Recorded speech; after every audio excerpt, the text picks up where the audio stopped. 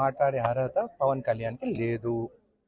నిజంగా ఆయనకు లేదు. ప్రొఫెసర్ నాగేశ్వరరావు గారు ఆయన ఒక ప్రొఫెసర్ చదువుకొని వచ్చిన ఆయన ఒక పొలిటికల్ అనలిస్ట్, ఒక ఎక్స్ ఎమ్మెల్సీ. ఆయన గురించి మాట్లాడడం ఆయన గోటికి కూడా ఈయన సరిపోదు పవన్ కళ్యాణ్. ఈయన ఒక ప్యాకెట్ స్టార్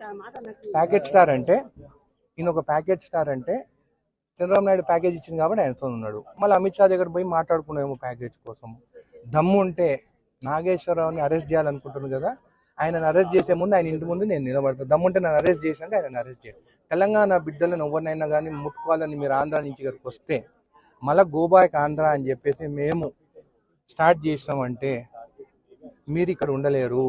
అయినా కానీ అమరావతి అన్ని పైసలతో ఎందుకు కట్టుకుంటున్నారు? మీరు అందరు తెలంగాణలో ఉంటున్నారు కదా, ఆ పైసలు ఏదో మాకు తెలంగాణ జడ్చలలో ఒక 5,000 ఎకరాలు ఇస్తా, ఆ రాజధాని ఏదో రెంట్ 99 ఏళ్ళ లీజ్ ఇస్తా, మీకు ఇక్కడనే ఉండరు, హైదరాబాద్ ఉన్నట్టుంటుంది, ఇక్కడ నుంచి ఆంధ్రాని పాలన ఇచ్చినట్టు ఉంటుంది మీకు.